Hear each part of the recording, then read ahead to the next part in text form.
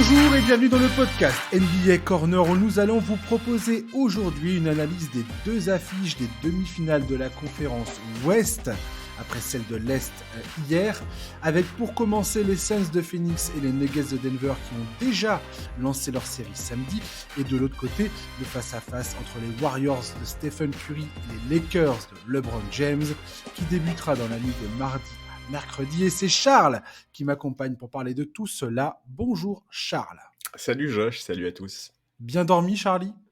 Ouais, oui, pour une fois, on a eu la chance de pas avoir de match trop tardif, donc c'était très bien.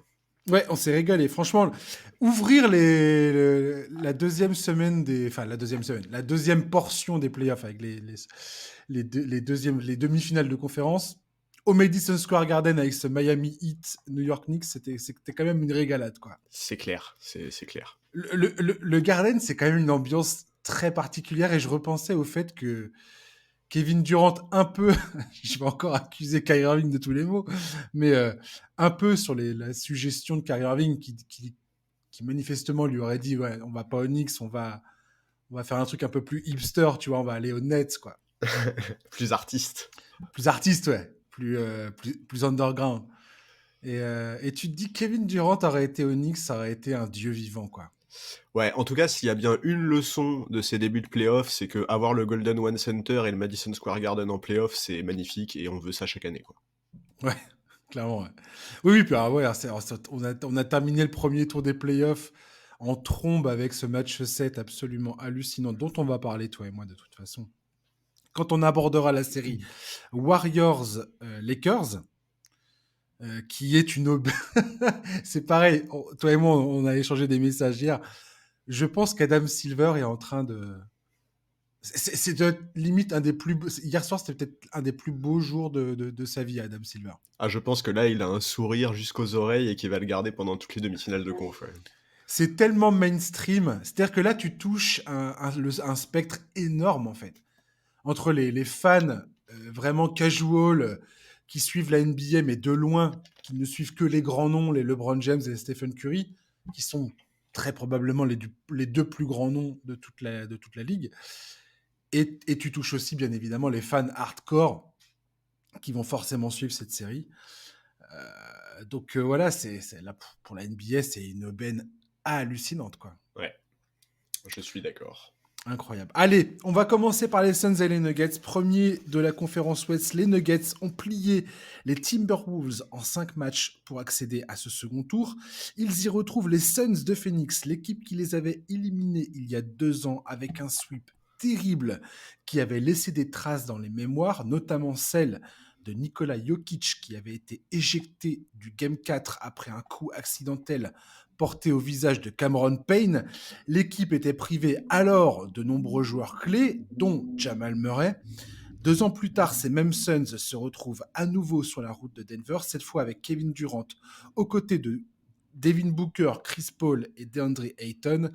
Présentés comme les favoris par beaucoup de commentateurs, les Suns se sont qualifiés sans panache face aux Clippers, pourtant privés de Paul George dès le début de la série, puis de Kawhi Leonard. Devin Booker a été contraint de sortir le grand jeu pour qualifier son équipe. Le manque d'automatisme sur le terrain était criant, clairement. Moi, c'est quand même quelque chose qui m'a énormément sauté aux yeux dans cette série, Clippers Suns. Tout comme le manque de profondeur du banc. On voit Devin Booker et Kevin Durant accumuler les minutes.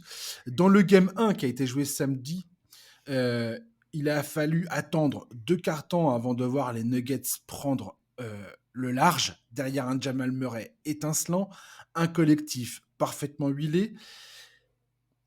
Une victoire au Game 2 est absolument pas impossible sur le parquet de Denver pour les Suns.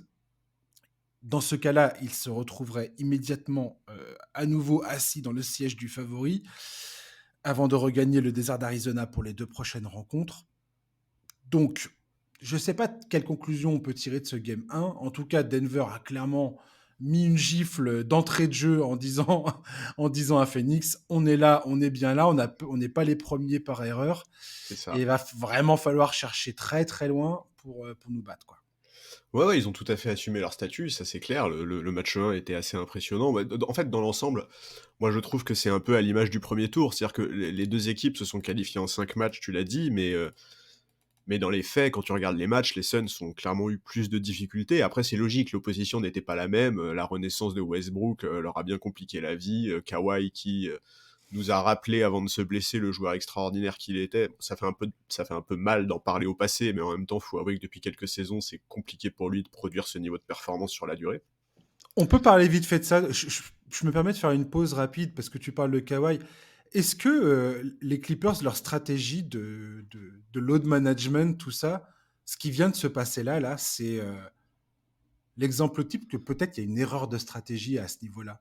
Oui, mais est-ce qu'ils ont le choix dans la stratégie? Je veux dire, on se rappelle Non, quand même de effectivement Kawhi et non. voilà, des spécificités de Kawhi, de son entourage, et cetera, et cetera. Je suis Mais pas c'est sûr qu'ils aient terrible le en choix, fait quoi. ce qui se passe aux Clippers. Et là c'est à l'intersaison, je vois pas ce qu'ils vont faire d'autre que de, de plaider pour faire revenir tout, enfin à peu près tout le monde quoi. Ah bah, de toute façon, Lawrence Frank, Ils ont pas le choix en fait. le président a très clairement dit que cet été, ce serait de l'ajustement et qu'il y aurait pas du tout C'est ça. Ouais. de move d'envergure et qu'il continuait à faire confiance au duo, Paul George, Kawhi Leonard.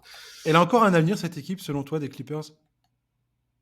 Bah, c'est compliqué à dire. Honnêtement, j'ai un peu de mal, ça devient difficile d'y croire, en fait. Ça devient Ouais. difficile d'y croire parce que c'est un peu toujours la même chose et c'est tellement frustrant parce que vraiment Kawhi, est tellement fort, il est tellement incroyable quand il est là, quand il est en pleine possession de ses moyens, mais le problème c'est Ah ouais, le mec il fait 2 matchs, il se pète quoi. Enfin, ouais, voilà, exactement, c'est terrible. exactement. Donc, Bref, excuse-moi, pardon. non, non, mais aucun problème, mais donc voilà. Par contre, Denver, ils ont pas eu trop de mal face aux Wolves, hein, extrêmement sereins. Ils ont assumé leur statut de first, enfin de 1er à l'Ouest. Jamal Murray, meilleur scoreur de la série, qui confirme que vraiment les playoffs, c'est une ambiance qu'il aime beaucoup. Jokic qui ne force rien. Enfin voilà, moi j'ai trouvé évidemment les Nuggets bien plus convaincants sur ce premier tour. J'ai trouvé que les Wolves n'étaient pas déméritants. J'ai trouvé que Gobert a fait un très bon travail sur Jokic. Jokic a fait une. Dès que Gobert défendait sur lui, c'est une des rares fois où j'ai vu Jokic souffrir à ce point. Franchement, bravo, je tire mon coup de chapeau à Gobert sur cette série. Ouais, Anthony Edwards, Et Anthony Edwards, époustouflant, quoi. il a pris rendez-vous pour l'avenir, hein, Anthony Edwards, ça c'est clair. Époustouflant. Et d'ailleurs, on va parler de ça concernant la série face aux Suns, parce que c'est très intéressant. Une opposition totale de style, c'est que les Suns, contrairement à un mec comme Edwards, ne vont pas chercher le contact beaucoup dans la raquette. À voir comment Devin Booker évolue à ce niveau-là au fil de la série face aux Nuggets. Mais Edwards mettait une telle pression sur le cercle en attaquant en permanence que les Nuggets, ça leur posait énormément de problèmes. On sait que la défense des Nuggets, un des gros problèmes, c'est la défense du cercle, Oui. du panier. Et là, je pense qu'ils sont contents de voir les Suns prendre des tirs à mi-distance. Ouais, ouais, bah, de toute façon, là, en fait, l'affrontement entre Denver et Phoenix, c'est quand même un affrontement entre deux super bonnes attaques, mais des défenses qui sont assez moyennes malgré tout. Donc, c'est ouais, en fait, moi, ce qui m'a un peu inquiété pour Phoenix sur ce premier tour, c'est clairement les rotations de Monty Williams, quoi. Ouais. Je suis vraiment pas convaincu du tout. C'est déjà quelque chose qu'on avait évoqué avant le premier tour. On a vu par séquence des 5 assez inefficaces. Booker et KD jouent énormément, Chris Paul joue énormément. Je suis pas sûr que ce soit la bonne recette pour aller loin. Ouais, Booker et KD, pour donner un ordre d'idée aux auditeurs, c'est plus de 42 minutes, quasiment 43 minutes par match. C'est-à-dire qu'ils souffrent pendant 5 minutes dans la rencontre. Ouais, mais C'est n'importe quoi. Et Chris Paul, c'est plus de 37 minutes par match. ouais, voilà, c'est ça. À son âge, avec son passif de blessure, je veux dire, on n'est pas loin de. On pourrait presque utiliser l'adjectif suicidaire, quoi. J'ai envie de te Mais dire. en fait, c'est surtout que si t'as besoin de ça pour battre des Clippers sans Kawhi et Paul George, Oui, voilà, ouais. c'est pas rassurant pour la suite. Et c'est vrai Et, qu'on ils t'ont convaincu, les Suns, pendant cette série face aux Clippers, toi, ou bah pas? non, non, Booker m'a C'est convaincu, mais pas chaud les quand Suns, même. quoi. Chaud. Et en fait, ouais, moi j'avoue que je suis un peu étonné de voir que Cameron Payne est sorti de la rotation, alors qu'il avait été tellement important en 2021 quand ils atteignent les finales. Même un TJ Warren, je suis étonné de pas le voir jouer. Alors, dans l'ensemble, les deux équipes jouent avec des rotations courtes, c'est normal en playoff, tu vois, il y a aucun souci là-dessus. C'est pas ça que je critique. Ce que je critique, c'est le choix des joueurs de Monty Williams, le choix des minutes de Monty Williams. Et ouais, je trouve que les rotations de Denver, enfin aussi courtes soient-elles également, sont plus cohérentes. Je trouve que Michael Malone a plus d'atouts avec les joueurs qu'il a choisis et c'est à un point, si tu veux, où en fait, je suis pas loin de penser que quelque part, c'est l'équipe qui aura le banc le plus productif et le plus impactant qui l'emportera. Parce que en fait, non Donc mais tu tu vois, donnes, donc tu donnes Denver en 5 matchs ou là, quoi? attends, non, justement pas, non, justement pas. Parce Mais que là, en termes de banc, je veux dire, du côté de Phoenix, c'est quand même. C'est quoi les mecs dans la rotation? Selon ce qu'il met dans le 5, c'est soit Josh Okogie, soit Torrey Craig. Ensuite, tu as Damian Lee et Landry Shamet, et tu as Bismack Biyombo. Le Jock Landale est sorti vite fait du banc pendant 10 minutes dans le premier match. Je suis pas ouais. sûr qu'on va le revoir de la série. À voir. Pourquoi pas? Parce que derrière Ayton, il n'y a personne en fait. C'est à part Biyombo, mais Biyombo, tu vois bien il prenait l'eau face à Jokic, c'était assez terrible.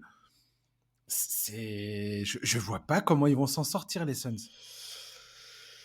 Bah, en fait, déjà, moi, j'attends. Enfin, non, mais il faut que Monty Williams s'ajuste avant le match 2. Là, c'est pas possible. Ce premier match, il faut qu'il serve à quelque chose. Tu vois, il faut quand même qu'il comprenne que là, il y a des choses qui vont pas. Ouais, en fait, c'est terrible parce que je trouve que effectivement Denver a plus d'atouts. Je trouve que Denver, pas plus d'atouts. Je trouve que Denver est plus cohérent. Je trouve que globalement, ils s'avancent le plus sereinement. Mais tu peux pas mettre la force de frappe hallucinante des Suns, en fait. Quand KD, Booker, Chris Paul et Ayton sont présents, cette équipe, elle perd très très peu de matchs. Booker a été monstrueux sur ce premier tour. Des deux côtés du parquet, il a été hyper Incroyable. impactant. C'est vital pour les Suns, tu vois. Donc oui, effectivement, je trouve que dans les rotations et dans la globalité, les Nuggets, à l'instant T, sont plus cohérents et sont plus intéressants. Ça ne veut pas dire que ça restera le cas tout au long de la série si Monty Williams modifie ses rotations, qui réintègre les joueurs qu'on a pu citer avant dedans. Voilà, il y a trop, en fait, il y a trop d'éléments qui sont difficiles, sur lesquels c'est difficile de se prononcer dans cette série. Tiens, je vais te poser une question. Dis-moi. Qui est le meilleur joueur de la série? Pourquoi tu me poses cette question-là? C'est Et dégueulasse. c'est horrible, tu vois, parce que intrinsèquement, c'est probablement Kevin Durant. Sur le papier, c'est le plus fort, mais il n'est pas complètement intégré. Est-ce que Booker, surfant sur son premier tour hallucinant et qui a prouvé qu'il aimait cette ambiance et les matchs à pression, peut être ce joueur-là? Est-ce que Jokic assume son statut de double MVP en titre et montre à tous ceux qui doutent de lui quel monstre il est? Enfin, c'est trop dur, en fait. Tu vois, il y a trop d'éléments qui sont... J'ai envie de dire Kevin Durant, effectivement. Jokic, je sais pas. Jokic, j'ai l'impression qu'il se régale de voir Jamal Murray retrouver son niveau de la bulle, Ah, c'est sûr. Bah, voire il sait que c'est transcender, indispensable, de toute façon. oui, oui, de toute façon, c'est indispensable. Transcender ce truc-là. Jokic, il est absolument ravi de ne plus être comme il l'a été sur les 2 dernières campagnes de playoff où je pense qu'il était, c'était contre nature pour lui. Il a juste envie d'être le facilitateur XXL, le gars qui va aller gober des rebonds, marquer des paniers faciles, qui va être celui qui va récupérer les ballons quand il n'y a vraiment plus le choix, qui va exploiter les mismatchs. Mais tu vois qu'il est absolument ravi de laisser Jamal Murray, Porter Jr. ou Aaron Gordon prendre leurs responsabilités offensives. Tu vois qu'il est aux anges quand ces gars-là sont épanouis offensivement, quoi. Bah, de toute façon, je pense qu'il a pas oublié le sweep, hein, le sweep que tu évoquais la Ah dernière fois. bah clairement. Donc effectivement, il sait très bien qu'il a besoin d'être épaulé à ce niveau-là pour espérer quoi que ce soit. Et je suis tout à fait d'accord avec toi. Je pense que ce rôle de facilitateur, c'est celui qu'il préfère, ça c'est sûr. Et tout à l'heure, tu parlais des défenses. Je donne l'avantage à Denver, bizarrement, défensivement, après le premier match, en tout cas. Parce que quand tu vois le recrutement qui a été fait entre-temps, parce que aussi ils ont été privés de leurs meilleurs éléments pendant tout ce temps-là. Je veux dire, Jokic a quand même passé 2 campagnes de playoff. C'était Will Barton, son numéro 2, bientôt, quoi. Oui, Will oui, Barton, Will Barton qui est hors de la rotation des Wizards, qui était hors de la rotation des Wizards cette saison, et Monte Morris, et il était qui est un joueur forcé que de j'aime beaucoup, tourner hein, à mais plus de bon, 30 points par match pour espérer quoi que ce soit. Non, mais c'est clair, voilà. hein, il était... Et là, tout d'un coup, il se retrouve avec des gars comme comme Bruce Brown, Kentavious Caldwell-Pope. J'adore le fait que Michael Malone fasse confiance à Christian Brown, qui a été excellent dans le Game 1. Et il n'est pas indispensable non plus, c'est-à-dire que si le gars a un mauvais match, parce que c'est un rookie, faut pas se voiler la face. Clairement, il y a un moment ou un autre qui va un peu atteindre ses limites, quoi. Mais il est très combatif, il apporte de l'énergie en sortie de banc. Et je trouve ça très bien de la part de Michael Malone d'oser lui donner quelques minutes.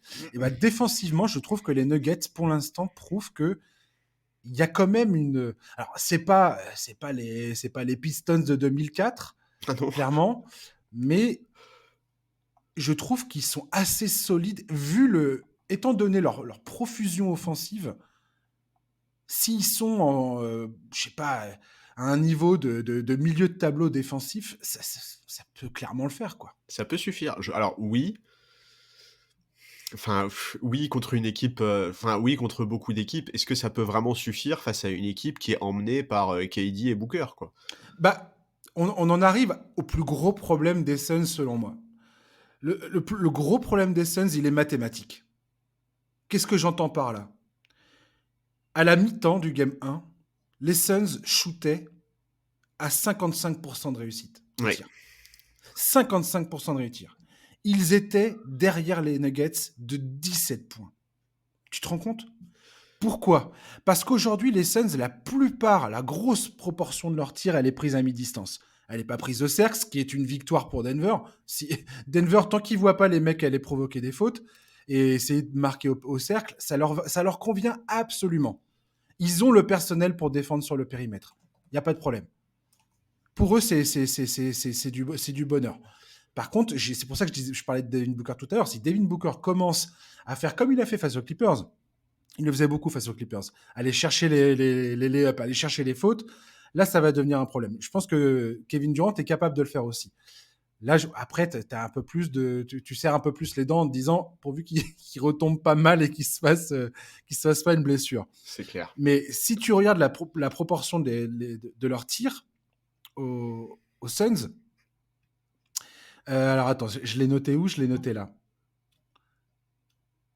Ils sont aux alentours de 25% de tentatives à 3 points. La ligue, en termes global, shoot à plus de 37% à 3 points. C'est-à-dire qu'aujourd'hui, ils jouent carrément contre nature, les Suns, par rapport au basket tel qu'il est pratiqué en 2023. Et mathématiquement, ça va pas. Ah mais sur ces playoffs, c'est impressionnant à quel point, effectivement, ils ne shootent pas à 3 points. 53% de leurs tirs au premier tour étaient pris à mi-distance. Tu te rends compte? Ah ouais, non mais c'est un côté très anachronique. Seuls 22% ont été pris dans la raquette et donc 25% étaient à 3 points.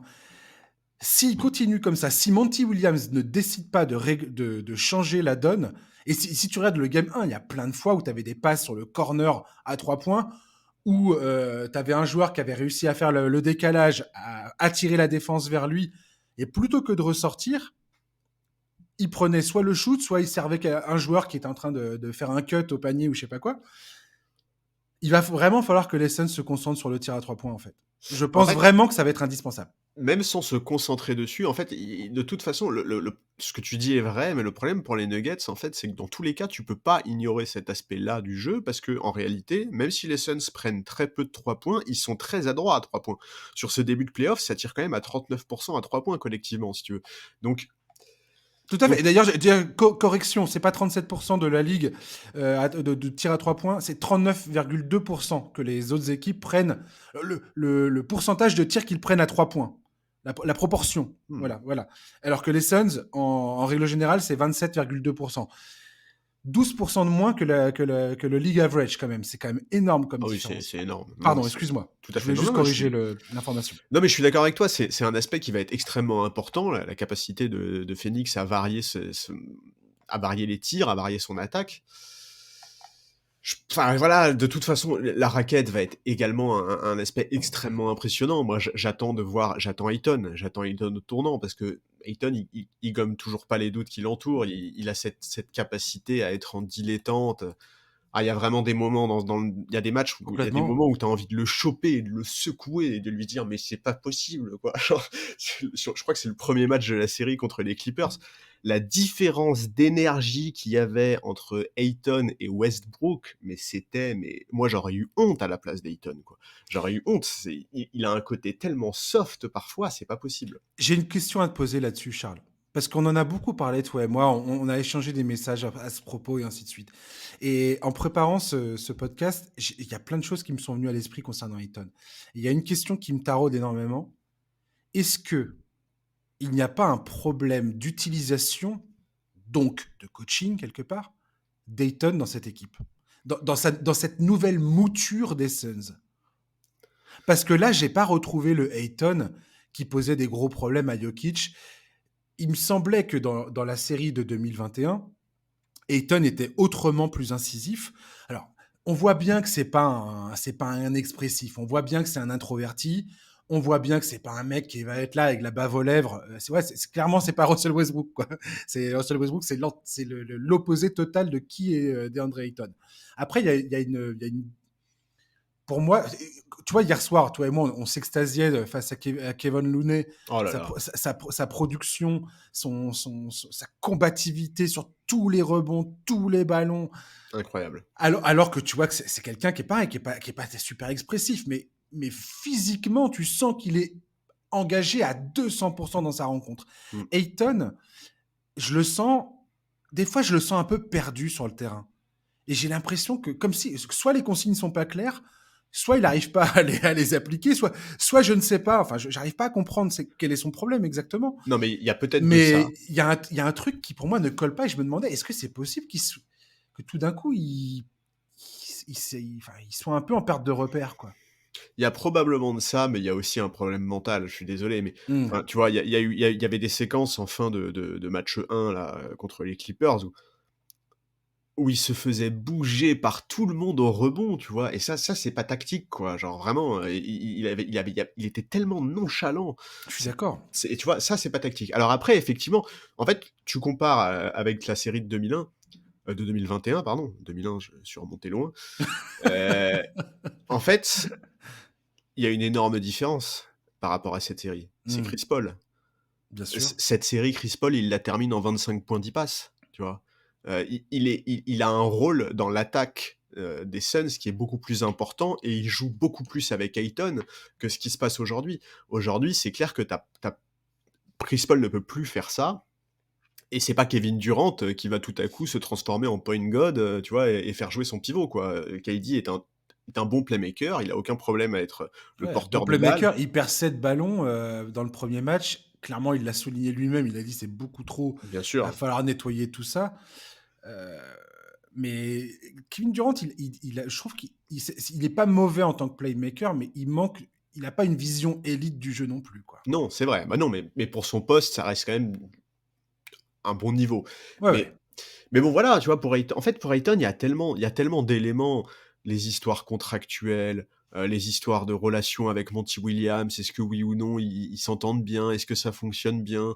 Heu, En fait, Ayton, aujourd'hui, on a presque l'impression, si tu veux, que, il est à Phoenix par défaut et Phoenix se contente enfin et Phoenix l'a comme pivot par défaut, quoi. C'est parfois un peu la sensation qu'on a Mhm. et je sais pas, tu vois, peut-être que ça l'empêche, de se donner à 200. Peut-être que voilà, je sais pas, c'est difficile d'analyser la situation avec Ayton parce que honnêtement, il y a assez peu d'informations finalement sur ce qui se passe en coulisses. Et effectivement, son utilisation pose question, mais est-ce qu'aujourd'hui, ils ont la capacité de l'utiliser différemment? Et surtout, est-ce qu'aujourd'hui, quand tu as Booker et KD, en fait, tu veux vraiment mettre plus en valeur DeAndre Ayton? Bah, le problème de cette histoire, finalement, enfin, j'en reviens à mes shoots à mi-distance. On a deux gars absolument élites, surélite dans la matière avec Booker et Durant. Chris Paul se défend aussi pas mal du tout. C'est aussi son jardin, on va dire. Le top of the key, là, sur les épaules de la raquette, là, Ouais, il a au plus niveau de beaucoup de jardin, mais au oui. niveau de la ligne des lancers francs, il sait toujours les mettre, ces tirs-là. Ayton, c'est un peu pareil. En fait, ils ont quatre joueurs, leurs quatre joueurs majeurs, leurs quatre scoreurs majeurs, sont des gars qui aiment bien prendre des tirs à mi-distance. Ayton, il est fan de ce petit hook là, en tête de raquette ou sur le côté. Ayton, pour moi, aurait besoin, va avoir besoin dans cette série d'aller au contact, clairement, quoi.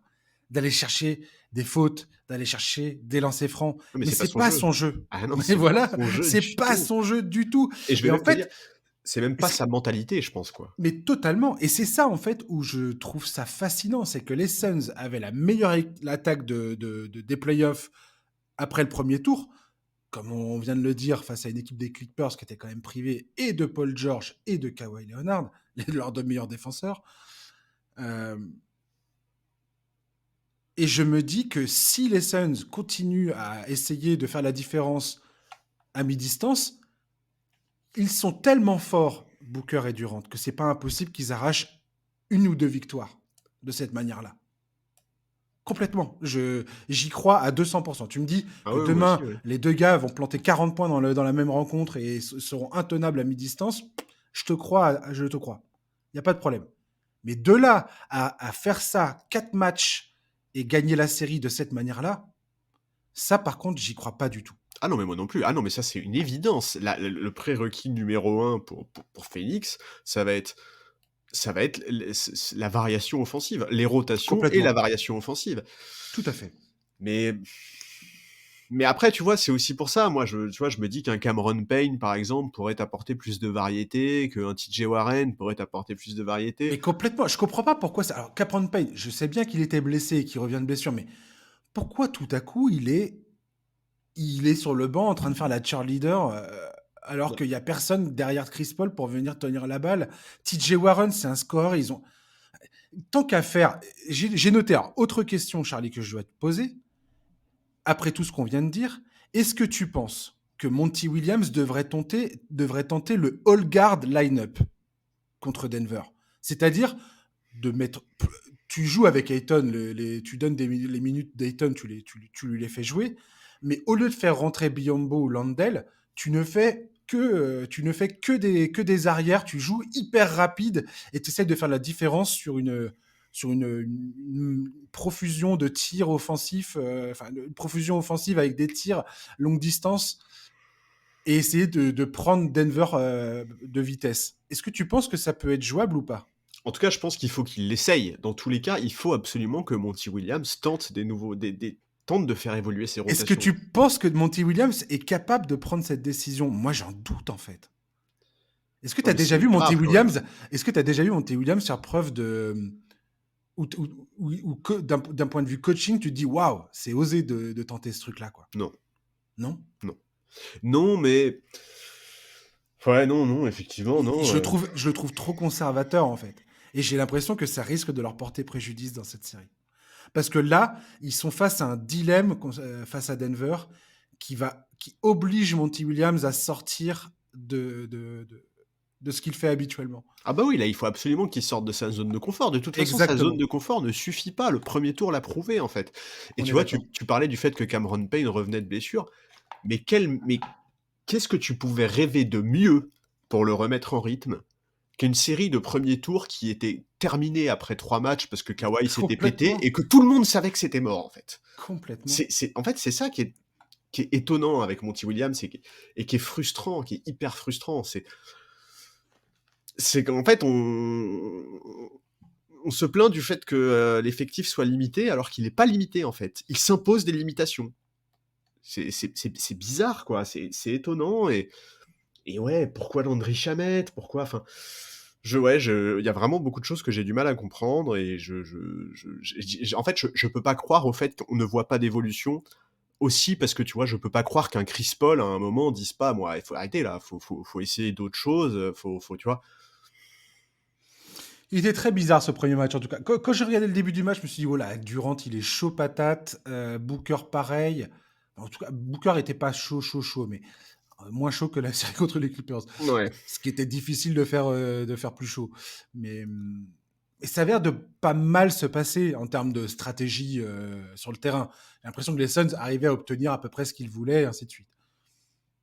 Mais après ce premier match, et même après la série face aux Clippers, très, très sincèrement, hein, Ouais. je vois que les Suns manquent d'automatisme, clairement, et en playoff, Oh, mon Dieu, que c'est important d'avoir les automatismes. Dieu sait que c'est important. Et tout d'un coup, il me semble tout à fait mortel, ces Suns, quoi. Moi, je pense que ça va aussi beaucoup dépendre de Chris Paul, en fait. Tu Ah vois, bah oui, alors ça, on oui. a évoqué son cas au moment de la preview du premier tour. On sait très bien qu'il peut plus contribuer offensivement comme il le faisait avant. Et puis le pire, c'est défensivement. Défensivement, c'est un plot, le gars, Ouais, quoi. défensivement, c'est un gros Waouh! problème. Mais malgré tout, en fait, il peut encore sauver les meubles sur sa capacité à gérer à gérer le rythme, à varier le jeu. Il doit Hmm. absolument mettre des shoots. Si Chris Paul ne met pas de shoot, ça va être un énorme problème. S'il reste une menace offensive Mais que la défense grave. des Nuggets peut pas se permettre de faire l'impasse sur lui et qui profite de la défense et des espaces ouverts par Kevin Durant et Devin Booker, il va être un poison. Il a refusé des tirs ouverts à 3 points. Je Oui. pense que s'il les prend à l'avenir, ça peut changer des choses. Bah oui, oui, bien sûr que ça peut changer des choses. C'est clair. Et en fait, il faut que l'attaque, enfin, il faut que la menace offensive des Suns soit plus diffuse que ce qu'elle a été sur le premier match. Ça, c'est clair. Et ça passe notamment par le fait que Chris Paul soit plus impactant. On va passer au pronostic de cette série avant d'enchaîner. T'en es où sur cette série? Eh ben, écoute, après avoir dit pendant 20 minutes, là, 25 minutes que les Nuggets étaient devant, je crois que je vais pronostiquer les Suns en 7. Ah ouais, d'accord. Ouais, à condition qu'il n'y ait pas de blessés. En fait, je trouve qu'ils ont tellement de marge, en fait, offensivement. Je pense que un Booker de ce niveau-là, à côté de Kevin Durant, en fait, rappelle-toi ce que KD a fait quasiment tout seul en playoff, par exemple à Brooklyn. Et là, dis-toi qu'il a un Devin Booker à côté de lui, un Devin Booker qui est hyper impactant des deux côtés du terrain. Enfin, voilà, attends, qu'on soit clair, hein. Je croise les doigts et je rêve que Denver passe, parce que Jokic est le joueur que j'aime le plus voir jouer, que j'ai envie de le voir briller et gagner en playoff, que j'en ai marre des débats sur lui, sur le fait qu'il soit surcoté, que j'en ai marre des débats sur les Nuggets que certains voyaient sortir au premier tour. Voilà. Mais j'arrive pas à me sortir de la tête le fait que le star system est tellement impactant en playoff. Et, et voilà, et c'est vrai que je trouve que Kevin Durant fait trop peur. Je trouve que Kevin Durant est encore trop dangereux. Voilà, je suis persuadé qu'on va avoir une série incroyable. On a deux attaques d'exception face à face. On va avoir du basket made in Conférence Ouest, mais parfait. Ça va être bien. J'espère qu'il y aura 7 matchs. J'espère que Denver va gagner, mais je vais quand même miser sur Phoenix parce que ils sont trop complets. Enfin, offensivement, ils sont trop complets. Ils sont tellement létals sur le papier. Voilà, ça influence trop mon choix, donc Hmm. je vais miser Phoenix en espérant me tromper. Oui, effectivement, à voir. Moi, je t'avoue que quand cette série, avant qu'elle commence, j'étais largement parti pour donner les Suns plutôt en 6 même. Parce que Ayton défend bien Jokic, je l'ai toujours pensé. Et j'avais vu que j'avais pas vu le premier match, j'étais persuadé que ça allait perdurer comme ça. Effectivement, Booker, vu la série qu'il a fait face aux Clippers, tout ça, Chris Paul, je pensais vraiment qu'il allait se régaler finalement face aux Nuggets après être sorti de cette drôle de confrontation face aux Clippers qui, malgré les absences de Kawhi et de Paul George, ont joué très très physique, ce qui a beaucoup dérangé les Suns, bien que les Suns aient répondu finalement présent. Euh, Après le premier match, et en prenant en considération aussi tout ce que j'ai dit sur le fait que face aux Clippers, malgré tout, trop de minutes jouées, j'ai l'impression qu'ils vont être épuisés en fait. Si la série se prolonge, ils vont être épuisés. Ouais, mais enfin, le premier tour, ça s'est réglé en 5 matchs, tu vois. Pour moi, la vraie fatigue, elle viendra en finale de conférence si elle doit venir. Hmm. Tu vois, je pense qu'ils ont quand même encore de la marge là, et c'est pour ça que moi j'ai mis Suns, s'il n'y a pas de souci physique, évidemment, parce que Ouais, si, ouais. tu vois, si Chris Paul se fait une cheville, si Devin Booker se fait une cheville, ça changera tout. Vraiment, ça changera tout.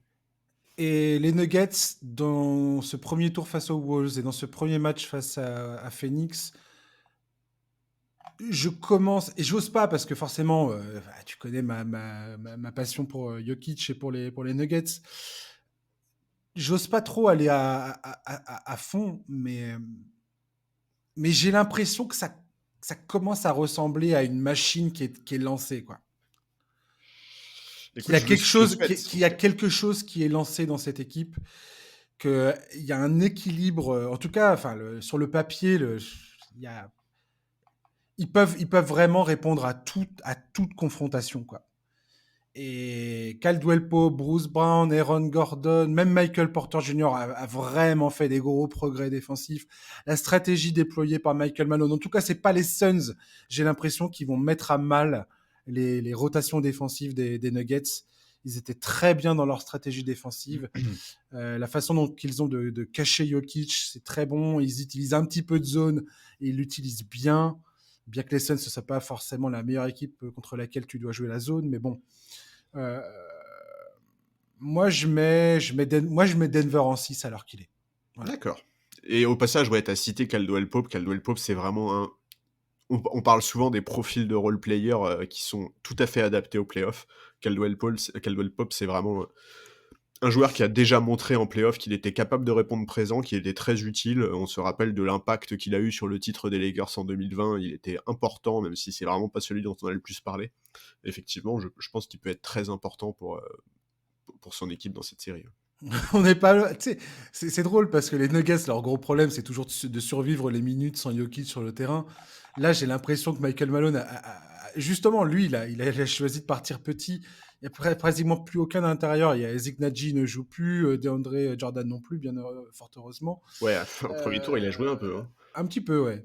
Mais, euh, mais il y va avec un. Il fait une rotation qui me plaît beaucoup. C'est-à-dire que quand Jokic est sur le banc, il laisse Porter Jr. et Jamal Murray souvent ensemble sur le terrain, ou Jamal Murray et Aaron Gordon sur le terrain. Il arrive à combiner les choses de façon à ce qu'il n'y ait pas vraiment de perte de dynamisme offensive. Et je trouve ça vraiment intéressant. Ouais, ouais, Et je suis pour d'accord. l'instant, ils répondent présent. Si Jamal Murray est au niveau qu'il est actuellement, Jamal Murray, il nous fait un peu comme Jimmy Butler, tu vois. Le mec se transcende totalement par rapport à la saison régulière, quoi.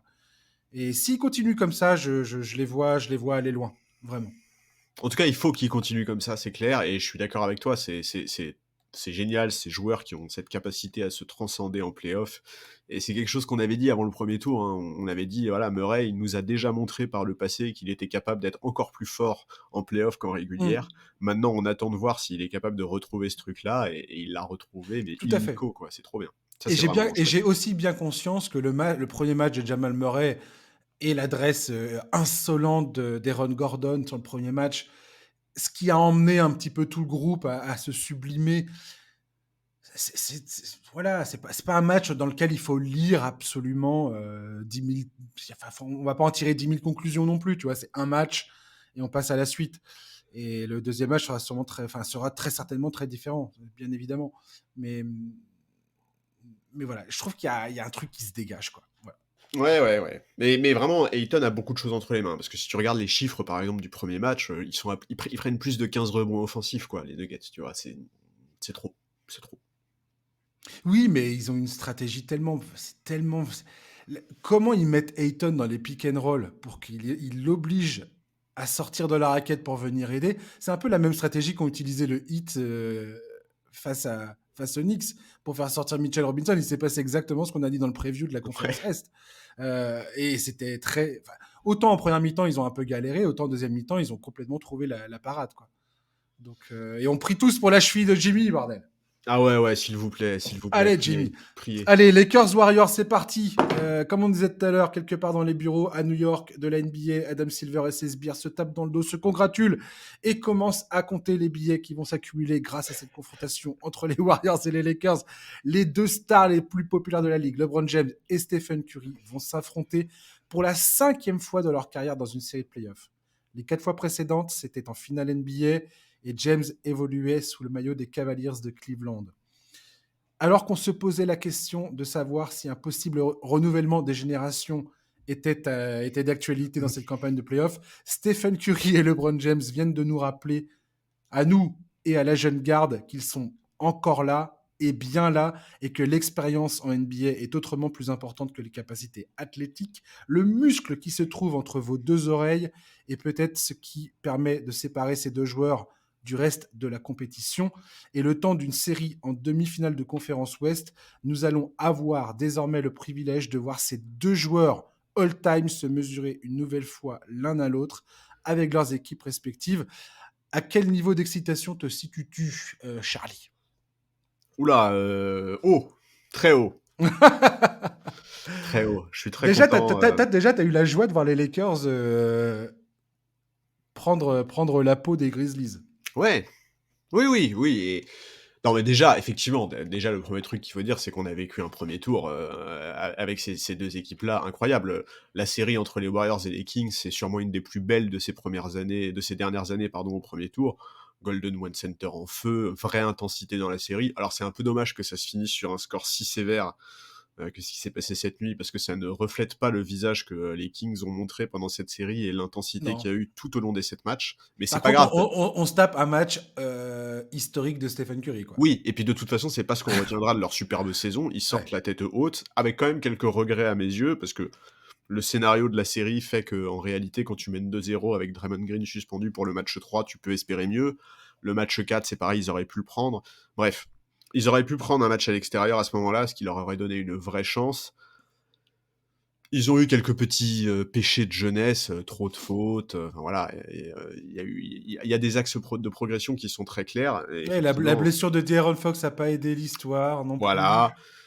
Mais effectivement, sur la nuit dernière, on est obligé de mettre en lumière Curry, bien sûr, pour sa performance historique, et également Kevin Looney, qui la nuit dernière, comme sur l'ensemble de la série, a été absolument énorme. Je crois que c'est le meilleur rebondeur des playoffs de très loin.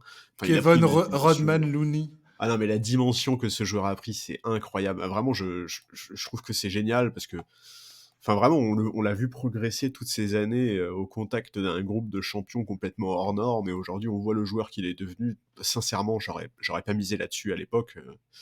Bah, je pense, tu sais quoi? J'irais presque à dire que la performance de Kevin Looney hier soir, dans ce game set, était presque aussi importante que celle de Curry offensivement.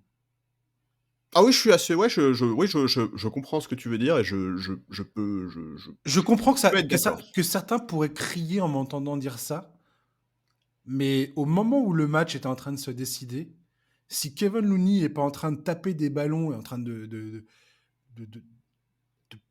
planter la tête des Kings au sol en accumulant les rebonds offensifs, en tapant les ballons pour que ça soit récupéré, enfin, je veux dire, il a abattu un travail. Bah, notamment C'est dans le troisième quart-temps, il a été mais monstrueux, Mais c'est monstrueux. incroyable, mais c'est juste incroyable. Il a C'est pris juste 10 rebonds offensifs toi, sur le toi match. et moi, on n'arrêtait pas de s'envoyer des messages en se disant non mais attends, c'est pas vrai, Il c'est pas s'arrête vrai, jamais, le c'est mec. pas vrai, il s'arrête jamais. C'est troisième quart, mais non mais c'était drôle tellement c'était Alors voilà, dans le troisième bref, quart-temps, il a pris 7 rebonds offensifs. ouais. Voilà, c'est tout ce que j'ai à dire. C'est vraiment tout ce que j'ai à dire. Il a été incroyable, franchement. Et puis Stephen Curry, il a complètement répondu présent. Pour un joueur qui s'est fait souvent attaquer sur ah ouais, Curry de façon Pas nanana, clutch. c'est qu'un shooter, il est pas clutch, il est absent. Et le gars, il vient de te signer un match signature. Il l'a fait en finale l'an dernier face à Boston déjà, ce fameux Game 4 absolument magistral. Mais là, enfin, je veux dire, je sais pas combien de matchs comme ça il va devoir faire dans sa carrière. Et c'est comme LeBron James, hein, quelque part, j'ai envie de te dire. Oui, Il y aura toujours des gens qui seront là à dire que ça sent pas bon et que de toute façon, ce gars-là est une blague. Je sais pas pourquoi les gens sont là à continuer de dégommer ces joueurs-là plutôt que d'en profiter, mais bon, oui, je oui, suis, c'est vrai. je Bon, suis content de pouvoir regarder ça en me disant qu'on est quand même témoin de performances absolument hallucinantes, quoi. Ah bah Comme, comme avoir LeBron James vécu. qui te sort un 20-20 au premier tour face à Memphis, jamais je l'aurais vu venir ce truc-là, quoi. Non, mais avoir vécu l'intégralité des carrières de Steph Curry et de LeBron James, c'est une chance de dingue. Je Mm. pense qu'il y a beaucoup de gens qui s'en rendent pas compte, mais c'est vraiment une chance incroyable et il faut en profiter. Et voilà, et bah pour les Lakers, de toute façon, c'est pareil. Tu as parlé du match en 20-20 de LeBron. On savait de toute façon que leur premier tour, il allait être quand même grandement facilité par les absences d'Adams et Clark. Eux aussi, ils ont vécu un dernier match. Enfin, Memphis aussi a vécu un dernier match assez violent, hein, défaite de 40 points face à des Lakers qui, dans le sillage d'un Anthony Davis qui est monstrueux défensivement, se sont, enfin, vraiment, ont pas eu de difficulté à clore cette série. Même quelle ironie qu'Anthony Davis se montre à ce point dominant défensivement face à Jaren Jackson Jr. qui vient de choper le titre de meilleur défenseur de la ligue, quoi. bah oui, mais C'est quand bon. même le clin d'œil est quand même mortel, quoi. Oui, mais c'est là où tu vois qu'une récompense comme le DPOY, ça ne récompense pas forcément le meilleur défenseur intrinsèquement, tu vois? Ça s'inscrit Tout quand à même fait, dans ouais. un contexte collectif. Voilà, j'aime beaucoup Jaren Jackson Jr., mais effectivement, si on doit les mettre l'un face à l'autre, je pense que j'irais, du côté d'Anthony Davis, quoi. C'est comme on sait tous que le MVP c'est Jimmy, mais voilà, en saison régulière il est pas là, quoi. Pardon, c'est juste pour rigoler. Je plaisante. Vas-y, c'est bon. Aucun problème. Mais donc ouais, voilà, à l'issue de la rencontre, Jenkins a eu des mots assez intéressants sur le besoin d'évolution de cette équipe, qui, il faut quand même le rappeler, une équipe très jeune, hein, Memphis.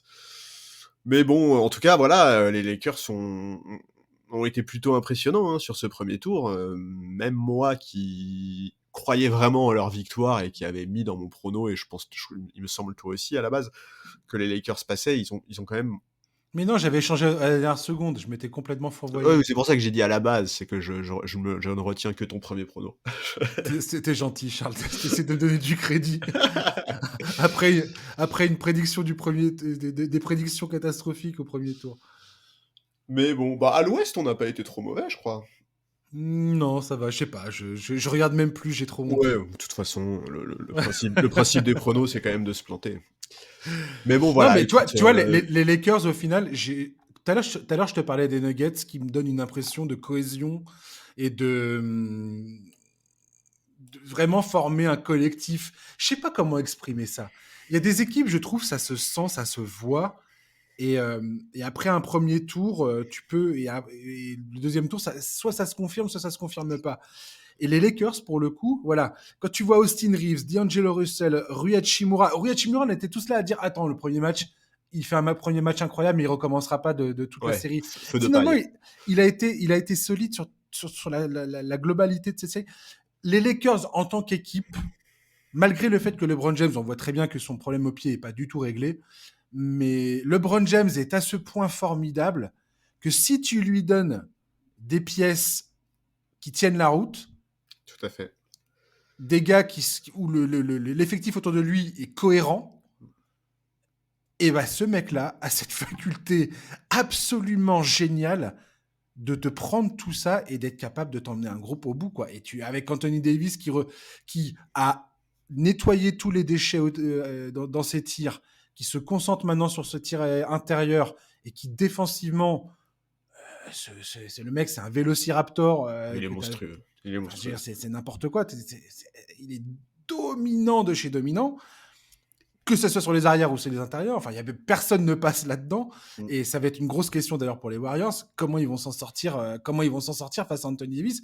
Mais tout ça pour dire que cette équipe des Lakers, j'ai l'impression qu'il y a une identité de groupe qui est en train de se former. Et c'est de bon augure aux Warriors qui, eux, se servent justement de cette identité collective, de cette expérience collective, ce qui est. Eux, ils ont cette expérience collective que les Lakers, là, pour le coup, n'ont pas, parce que cette équipe a été montée très récemment.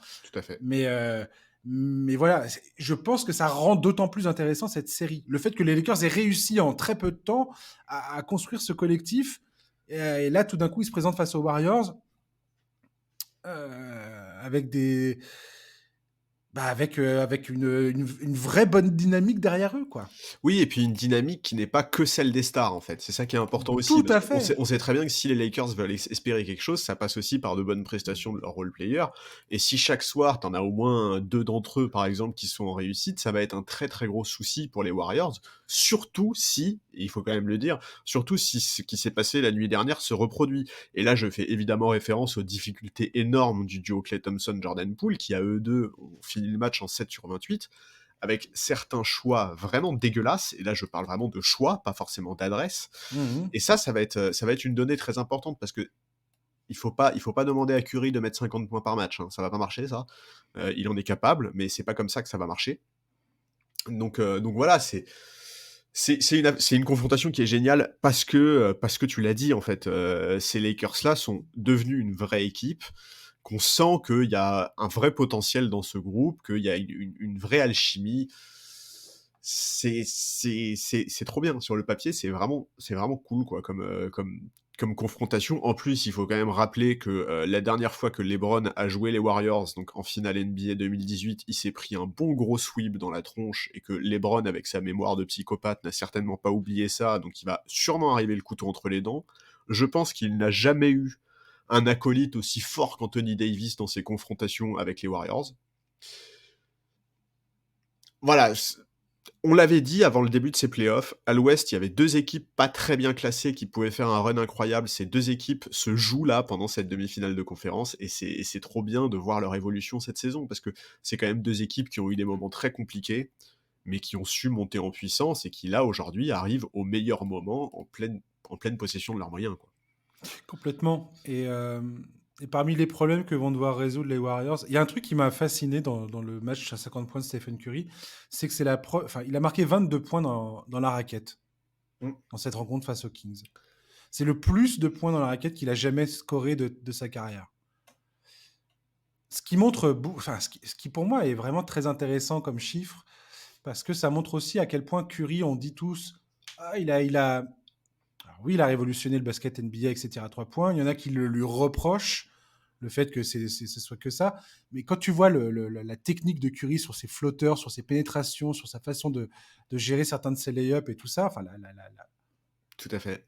enfin, il est incroyable ce Et joueur. ça, Enfin, c'est criminel de le réduire à sa seule capacité à tirer à 3 points. Je veux dire, c'est vraiment sous-vendre ce gars-là, quoi.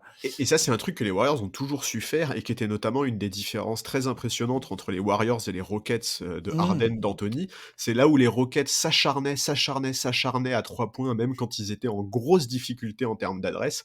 Tu voyais les Warriors, eux, qui pour se remettre dans le rythme, variaient les attaques, allaient chercher des lay-ups, etc. etc. Ils n'ont Et jamais eu peur de prendre des shoots à mi-distance. bien sûr, et ça a toujours été une vraie force de Golden State de justement ne pas du tout compter uniquement sur le tir à 3 points pour faire Tout la à fait. différence en attaque, ça c'est clair. Ça, Et c'est là, clair. je me pose la question de savoir à quel point la présence d'Anthony Davis à l'intérieur et le fait que les Lakers soient quand même grands, physiques, il y a de la taille dans cet effectif. Oui, même si en sortie de banc, il n'y a pas d'intérieur, quoi. Non, mais il y a quand même des beaux gabarits, quoi. Ouais, ouais, non, mais je suis d'accord, non, mais je suis d'accord, je suis d'accord. En fait, c'est des gabarits très modernes. Voilà. Et notamment ce couteau suisse qui est Jared Vanderbilt, Rui Hachimura, enfin, Darvin Ham a vraiment de quoi poser des problèmes à Steve Kerr en termes de rotation, Ouais. de rendre tout ça très inconfortable. Et je t'avouerai que la capacité d'Anthony Davis à fermer la raquette, à éviter que Looney refasse combien de matchs à 20 rebonds il a eu contre les Kings, Looney 3. 3. Ouais, ouais, C'est un 3. truc de dingo. 3, On c'est sait de que l'infini. Draymond Green est très doué pour défendre sur Anthony Davis. Il l'a déjà montré. Il y a eu des séries Warriors, Pelicans où Anthony Davis était au summum de son art. Et j'ai vu de mes yeux Draymond Green lui tenir tête en hallucinant totalement sur le fait que ça soit possible. À quel point il va être capable de réitérer ça à suivre, c'est ce qu'on va découvrir. En tout Est-ce cas, qu'il est... début mars, Anthony Davis s'était régalé, mais régalé. Voilà. Quand ils se sont joués, là, LeBron n'était pas là, et du coup, Anthony Davis avait quasiment tous les ballons. Il a fini avec quasiment 40 points, je crois. Voilà, on sait tous que Draymond Green, c'est idem que Butler ou Jamal Murray. C'est un mec en playoff, c'est un autre personne, Exactement, voilà. quelqu'un d'autre. Maintenant, les Warriors, défensivement, comment tu fais avec LeBron James aussi? Il y a cette question-là, bien évidemment. En ce qu'Andrew Wiggins, tu le surcharges avec LeBron James, sachant qu'Andrew Wiggins, ils vont probablement aussi avoir besoin de son attaque. Euh, qui derrière peut être capable de participer à la fête pour se coltiner LeBron? J'ai hâte de voir ça parce que franchement, il y a énormément de questions qui se posent dans les couvertures défensives. Mais tu sais que moi, j'ai exactement la même question, mais à l'inverse. Qui va s'occuper du Curry Mais bien sûr, dans un premier temps? D'Angelo Russell. Eh ben moi, je pense que oui. Moi, je pense pas. Ben en Tu fait, crois? alors, pour moi, ça va se jouer entre D'Angelo Russell et Vanderbilt. Vanderbilt a été beaucoup sur Ja Morant au premier tour, mais Moi, je je pense pense pas que que ça ça va sera le être. cas. Moi, je pense que ça va être Vanderbilt. Ouais. En tout cas, je pense que ça ne sera pas Reeves. J'ai vu que beaucoup de gens pensaient que ce serait Reeves. Pour moi, c'est impossible parce qu'aujourd'hui, Reeves, il a un rôle beaucoup trop important dans l'attaque des Lakers. C'est devenu le principal porteur de balle. Et si tu lui demandes de courir après Curry en défense, il va pas tenir la distance. Donc ça, moi, Mhm. j'y crois pas du tout. Je pense qu'on peut avoir une surprise avec du Schroeder très rapidement placé sur Stephen Curry dès les premières rotations dans le match. Ouais. En tout cas, je suis assez confiant dans la capacité des Lakers à trouver des solutions en défense. On voit que depuis le début des playoffs, ils sont excellents. Je crois qu'il y a que Philadelphie qui a un meilleur defensive rating qu'eux sur le début des playoffs. Je pense vraiment qu'ils vont pouvoir trouver des solutions, mais il y a énormément de questions. C'est clair. Comment tu t'organises sur Curry? Est-ce que tu switches? À quelle fin? Ouais, comment tu protèges l'accès à la raquette? Et est-ce que Curry va être un peu impacté? Parce que quand même, mine de rien, le premier tour qu'ils viennent de vivre, les Warriors, là, je pense qu'ils en ont jamais vécu des premiers tours aussi intensifs et aussi durs sur toute leur campagne depuis 2015. Là. Je pense vraiment que c'est la première fois que c'est aussi violent pour eux. Donc sans aller jusqu'à dire qu'ils sont entamés physiquement, ils sont nécessairement moins frais que les Lakers. Est-ce que ça va avoir un impact? Enfin, il y a trop de pistes de réflexion. Enfin, il y a trop de Ouais, ouais. questions dans cette série. Ça va être génial. J'ai tellement hâte que ça Et commence. ce qui est très drôle, c'est que les Warriors, en étant sixième de la conférence Ouest, vont avoir l'avantage du terrain dans Ouais, cette série. absolument. Ce qui peut être une donnée intéressante, mais j'ai presque envie de dire que pour moi, ça avantage presque plus les Lakers. Pourquoi je dis ça? Par rapport à ce que tu viens de dire. C'est-à-dire que les Warriors terminent cette série face aux Kings épuisés. Ah ouais. T'as deux matchs la série commence sur deux matchs à Golden State. Les Warriors ont perdu le match 6 face aux Kings. Je tiens à le rappeler. On sait qu'ils sont, la plupart du temps, hyper bons chez eux. Mais connaissant LeBron James, je suis sûr qu'il voit ces deux matchs à Golden State comme, comme le truc à aller prendre, quoi. Ouais, je suis d'accord. Mais c'est pour ça que je te disais, je pense que contre les Soit, Browns va arriver le couteau entre les dents, quoi. soit les Warriors débutent ce premier match avec l'intensité de la victoire, l'euphorie de la victoire dans ce game set. Et voilà, tu perds le premier match. Enfin, t'es les Lakers, tu perds le premier match. Ok, pas de problème. Tu gagnes le deuxième. Enfin, tu gagnes le deuxième. Tu t'arraches pour gagner le deuxième, quoi. Là où la fatigue, les jambes commencent à être lourdes, où la fatigue nerveuse et psychologique commence à vraiment gagner tes adversaires, quoi. Et ça peut tout à fait arriver au premier match. Je pense que LeBron se dit tout à fait que s'il y a moyen de refaire le même coup que face à Memphis, il va falloir aller chercher un de ces deux matchs à Golden State, quoi. Ah, mais ça, c'est Et sûr. Ah, si ça, les je suis d'accord Lakers avec toi. gagnent un des deux matchs à Golden State, donne-moi les Lakers en 6. Donne-moi les Mais Lakers en 6. après, tu vois, ce premier tour long et difficile, il peut aussi servir un peu Golden State, dans le sens où, par exemple, tu vois, on sait que la transition, l'attaque en transition, c'est devenu une force pour ces Lakers New Look. Bon, bah ok, mais enfin, les Warriors, ils viennent de sortir victorieux d'une série face aux Kings, en fait. Donc, la transition, la défense en transition, ils commencent a priori pas mal maîtriser. Ouais. Donc, tu vois, en fait, tous les éléments dans cette série, ils peuvent être interprétés dans un sens ou dans l'autre, quoi. Ouais. C'est dur de faire un prono, hein. C'est dur de faire un Ah, prono. incapable de faire un prono, Charles. Je te le dis immédiatement. Je vais dire, je vais dire n'importe quoi. Je vais dire les Warriors en 7. Voilà. Qu'est-ce que tu veux que je te dise? Je donne le vainqueur, l'équipe qui a l'avantage du terrain, parce que les Warriors, historiquement, sont bons chez eux. Et que Stephen Curry, je sais pas. Les Warriors me semblent, c'est les champions en titre, donc. Et ben moi, je vais dire Lakers 107, et ce serait pas la première fois que LeBron remporte un match 7 sur le parquet des Warriors. Ouais. Tu sais ce que les Lakers doivent faire pour gagner contre les Warriors? Non, gagner des matchs? Non, c'est inviter Kyrie Irving à chaque match Arrête, non, s'il te plaît, non, c'est dans bon. dans le public. Pourquoi? Non, Parce c'est que bon. D'Angelo Russell, pour la première fois de sa carrière, en playoff, a shooté à plus de 50% de réussite dans le match où Kyrie Irving était présent. Il a Non, mais je planté m'en fous. 31 points, 12 sur 17 au tir. C'est la première fois de sa carrière qu'il était à 50% de réussite ou mieux. Écoute, tu Je me trouve laisses ça, tranquille je trouve avec cette Kyrie. stat géniale. Donc si t'as Kyrie Irving, avec qui un potentiel sign trade pourrait être envisagé cet été, Non, c'est si tu scandale. mets Kyrie Irving sur le banc, tu vas tirer le meilleur de D'Angelo. Non, mais sérieux, avec ce qu'on voit des Lakers là, si vraiment cet été ils préfèrent filer un contrat à Kyrie plutôt que de prolonger Mais on les sait mecs très bien que ça qui va nous se font rêver, tu passer. me laisses tranquille, s'il te plaît. On sait très bien, tu le sais. Tu Écoute, sais que LeBron, il va faire ça. je vais probablement passer un très mauvais été, donc pour le moment, tu me laisses profiter des playoffs sans me parler de Kyrie Irving, merci. Je suis sûr que ça va se passer comme ça. Je le sens tellement venir de loin. J'adore l'ambiance qu'il y avait quand ces deux gars-là se sont tapés dans la main, là. Ah là là, mais enfin, C'est en tout trop cas, drôle. donnez-nous une série en 7, s'il vous plaît, et puis je pense que Adam Silver serait ravi d'avoir une série en 7 également. C'est sûr. Je pense que Pelinka va dire à LeBron James, écoute, ferme-la, rentre chez toi et laisse-moi. Et en tout cas, Laisse-moi gérer. il Ouais. faut le redire encore une fois, hein, bravo Pelinka pour les moves qui ont été faits à la trade deadline. Cette équipe fou. des Lakers-là n'a rien à voir, que ce soit en termes de jeu ou en termes de mentalité, avec celle qui a démarré la saison.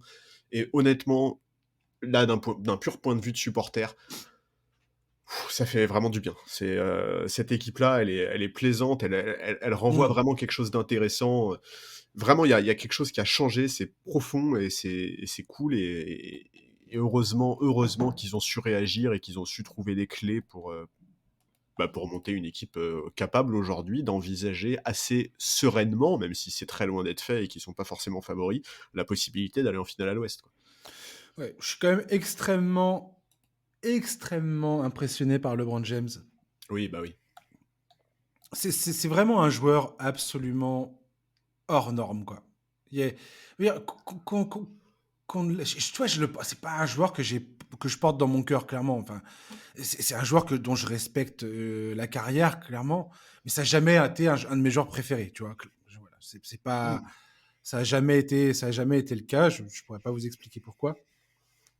C'est comme ça. Mais mon Dieu, tu peux pas retirer à cet homme le fait que dès qu'il y a un effectif à peu près potable autour de lui, mais tu joues le titre immédiatement, quoi. C'est quand même excessivement rare que ça se passe comme ça, tu vois ce que je veux dire? Ah bah oui, complètement, hein. Oui, non, mais je vois tout à fait. Non, mais et puis même, enfin, au-delà de ça, claquer un match à 20 points, 20 rebonds quand t'as 38 ans, Puis avec un pied beau, là, enfin, je veux dire, non, mais voilà, je suis d'accord. Les Browns, en fait, ne cessent de repousser les limites de ce qu'on croit possible. En fait, c'est marrant parce que je me rappelle qu'il y a des années, Jason Kidd, je crois que c'était Jason Kidd, avait parlé de LeBron James en disant que ce qui faisait la plus grande différence entre LeBron James et le reste de la NBA, c'était sa capacité d'analyse, sa mémoire et son cerveau, enfin son QI Mhm. basket absolument hors norme. Et Jason Kidd, à l'époque, avait dit, ce mec-là jouera jusqu'à 40 ans sans aucun problème. Et bah écoute, 40 ans, c'est dans 1 an et demi, et je pense Sans aucun effectivement problème. que Jason Kidd a tout à fait raison. Et ce qui est très drôle d'ailleurs dans ce premier tour face à Memphis, c'est que ni lui ni Anthony Davis n'ont forcé quoi que ce soit. Ouais. Ils forçaient pas leur talent. LeBron James, la finesse de son jeu, la façon dont il donne confiance à ses coéquipiers.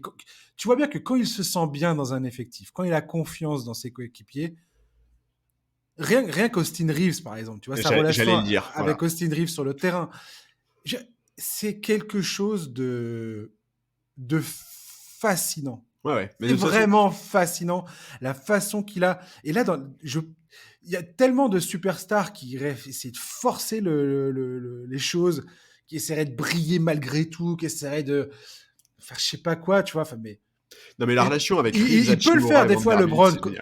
quand il est dos au mur. Tu sens c'est possible qu'il le fasse. Et je dis pas, il est faillible, bien évidemment. Mais là, tu, tu sens il arrive à voir les solutions. Il sait comment s'intégrer dans le groupe. Et cette faculté qu'il a, elle est irréelle, quoi. Oui, mais effectivement, il a pas peur, s'il le faut, de prendre encore, tu vois, le Il peut match, tout faire. Il peut tout faire. le Il peut match, s'adapter à tout. ouais, et le match 4 que les Lakers vont chercher en prolongation, il est très important pour aller chercher la prolongation, justement. Enfin ouais, non, il est hyper impressionnant et, enfin voilà, honnêtement, qu'est-ce que tu veux dire? C'est un tel Que j'ai hâte. niveau à un tel Que j'ai âge, hâte. c'est voilà, moi non plus à la base, je suis très loin d'être fan de LeBron James, c'est pas vraiment un joueur que j'ai apprécié.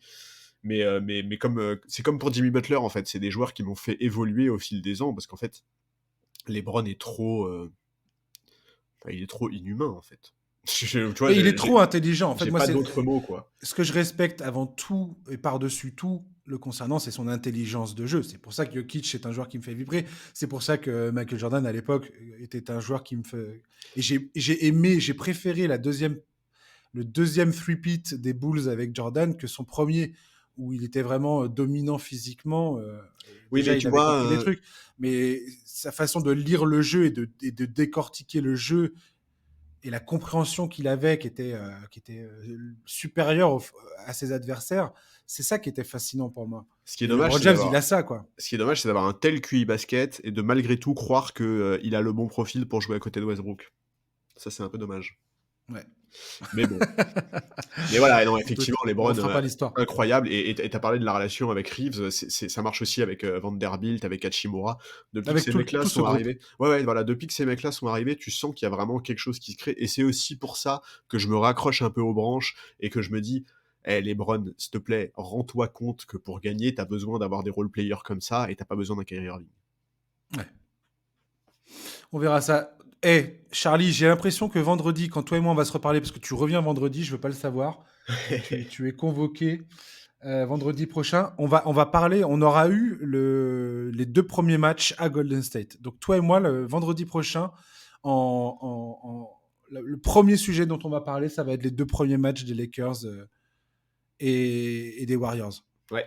Et on verra où on en sera. Ouais, il y À aura eu deux 2-0, matchs. 1-1, 0-2 pour les Lakers, on verra bien. Il y aura eu deux matchs dans toutes les séries, en fait, vendredi.